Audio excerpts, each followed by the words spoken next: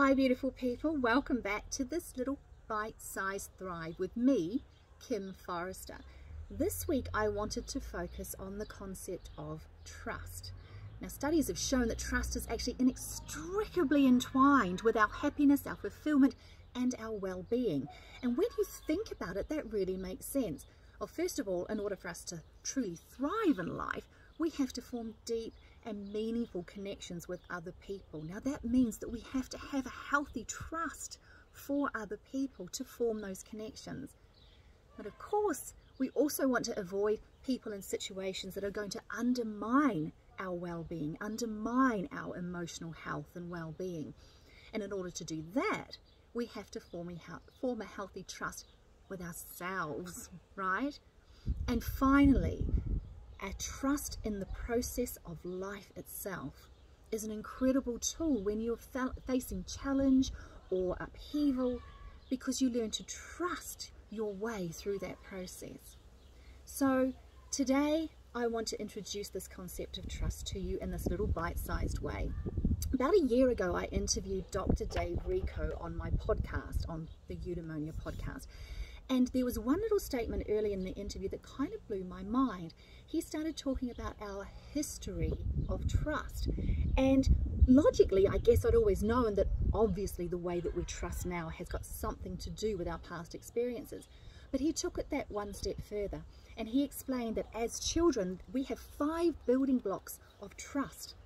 And depending on how those building blocks were actually nurtured in our younger years, depends on how we trust people, ourselves, and life right here today.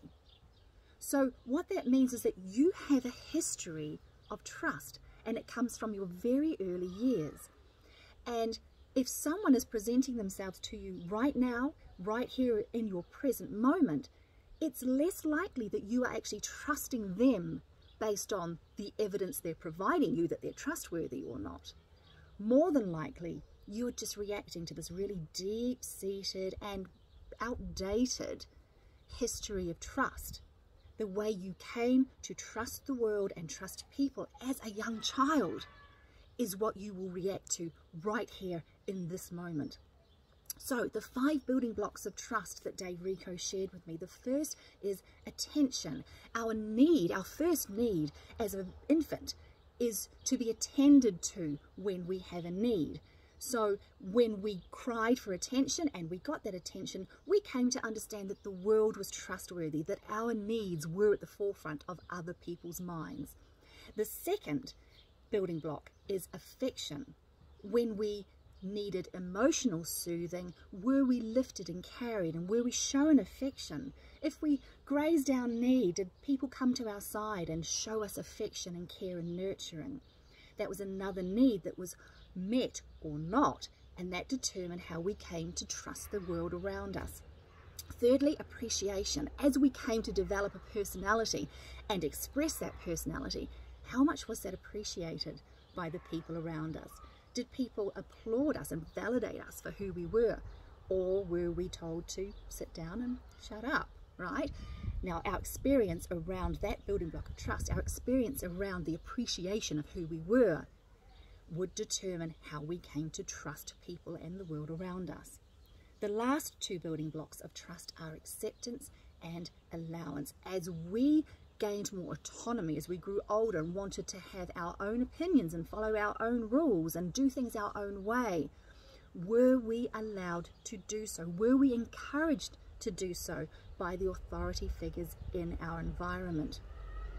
So depending on how those 5 building blocks were nurtured in you as a child, it's going to impact how you come to trust people now.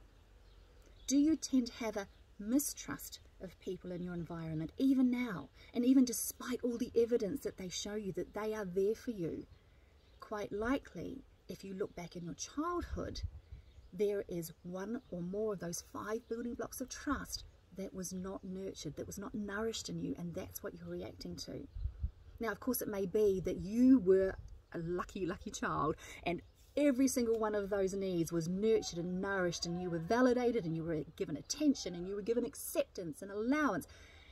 Well, that means that you actually came to regard the world as fully trustworthy, and that you came to believe that everybody out there always had your best interests at heart. So it could be that right now in this present moment you tend to trust people that maybe are not that trustworthy. So a wonderful beginning to this topic of trust. I want you to understand that you have a history of trust, and over the next couple of days I'm going to invite you to join me in actually going back and reviewing your childhood in non-judgmental ways. This is not about laying blame or opening up old wounds, but just understanding, how did you come to trust the world as a young child? What did the world and the people around you teach you about trust? About how often and how much other people actually have your best interests at heart? Take some time to reflect on your history of trust. And I'll meet you later in the week. We're going to take another look at trust and how it affects our well-being. Be well. Take care. Bye.